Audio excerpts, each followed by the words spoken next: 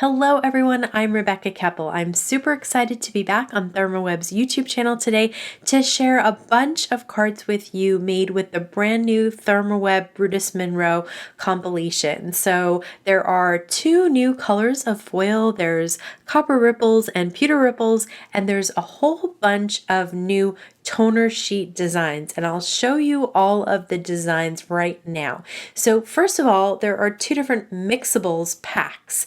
The Speech Bubbles, Numbers, Suns, and Rainbows are in the Really Radiant pack, and the other pack is called Floral Fantasy. So you can get these mixables in either A2 or 8.5 by 11. This is the Copper Ripples foil, and this is the Pewter Ripples foil, and you can see they have a really fun pattern to them. They are used just like any other of ThermOWeb's toner sheets.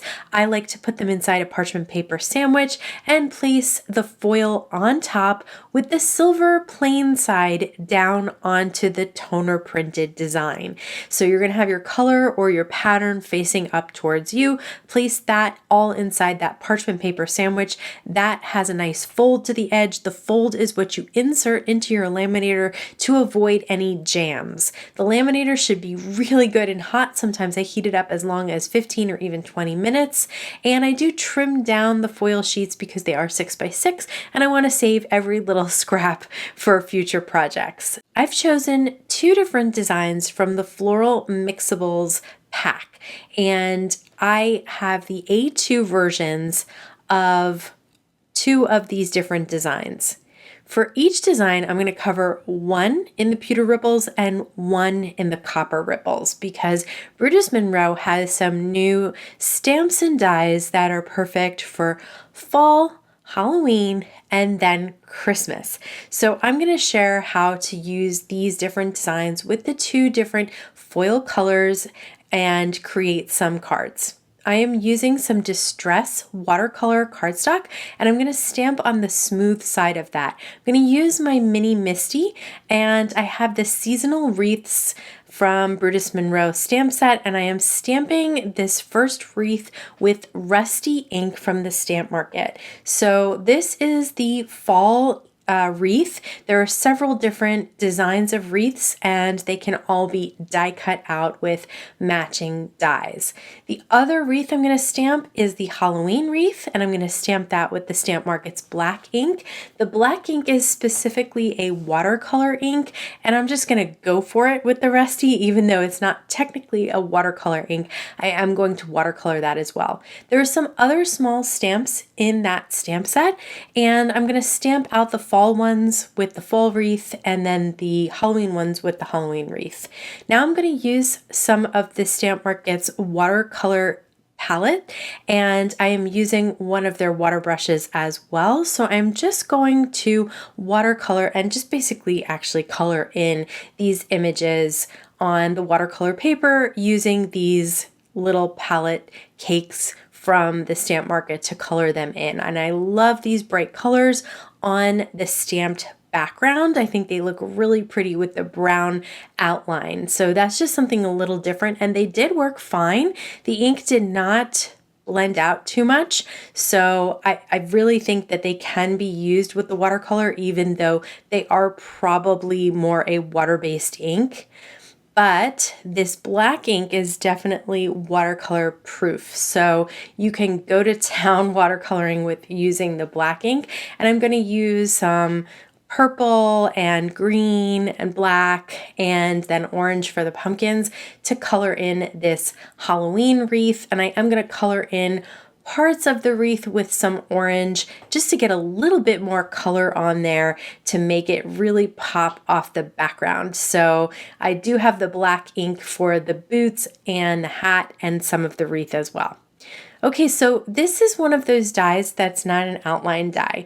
And if I had known that beforehand, I would have die cut it first and then stamped on the die cut. But it worked out fine. I'm also going to cut down my foiled panels to 4 by 5 1/4 so I can mat them on some cardstock, because that will help us really pull out the colors in the different wreaths. So this one obviously is going to go with the Halloween wreath, and this one's going to go on some craft cardstock for the fall wreath. This way the colors will really go nicely with the matted background, and it kind of pulls out different colors in the foiling. You can see that that copper sometimes looks yellow, sometimes looks a little orange. I'm going to be using ThermOWeb's 3D foam squares. I do have them in white and black because I have stamped and heat embossed some sentiments from the same stamp set. So I used some white foam squares on most of these die cuts to pop them up off the back of that foiled background. It is a little busy, so I want to make sure that you can really see the wreath and the little witch's legs and shoes. And then I want to pop up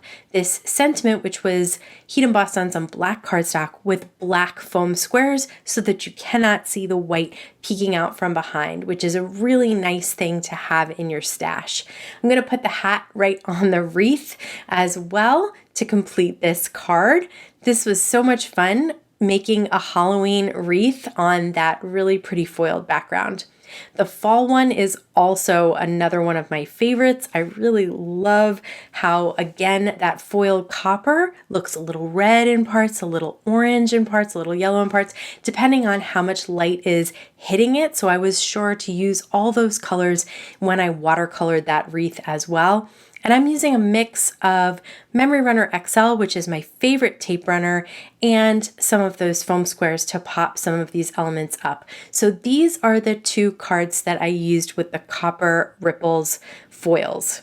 Now let's work on the two cards that I used with the Pewter Ripples foils, and we're going to do Christmas holiday cards with that. So Brutus Monroe has these cute nesting Christmas trees. I cut out the largest Christmas tree, and you can see I cut it out of this piece of A2 cardstock. So I'm just going to put some tape runner all around the area that I cut out so that I can mat my foiled panel down on that cardstock and not waste a bit. I'm going to put it on a card base anyway, so you won't see the cutout behind. I did stamp and heat emboss the sentiment right on the tree with some silver embossing powder.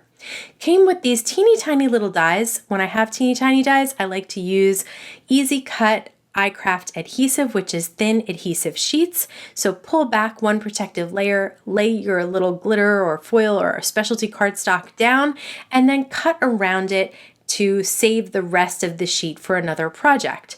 Now this glitter has adhesive on the back. So then when I do die cut those tiny little bits, I can just peel them off and stick them down like tiny little stickers.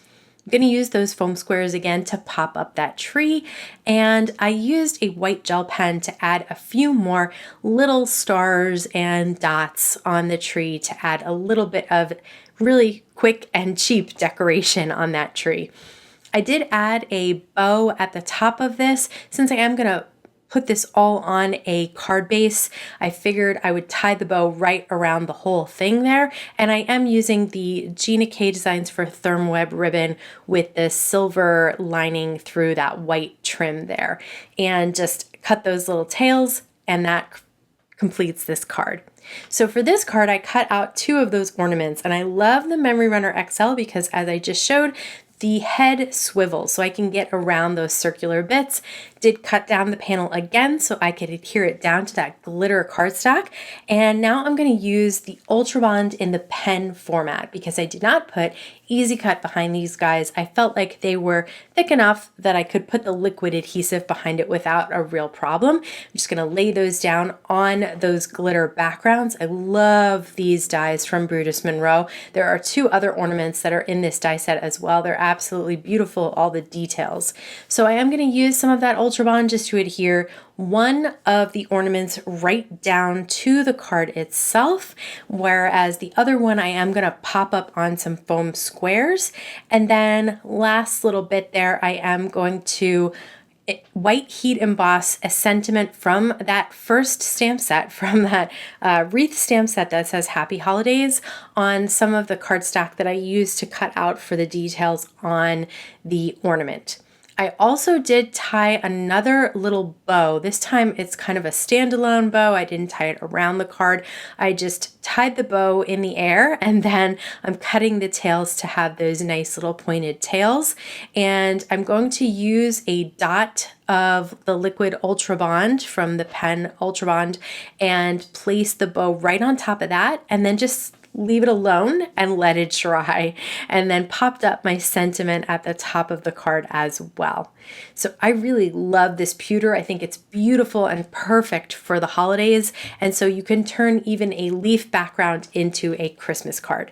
If you're interested in any of the supplies that I used today, they will all be linked down in the YouTube description box below the video. I want to thank you so much for stopping by. Have a wonderful day.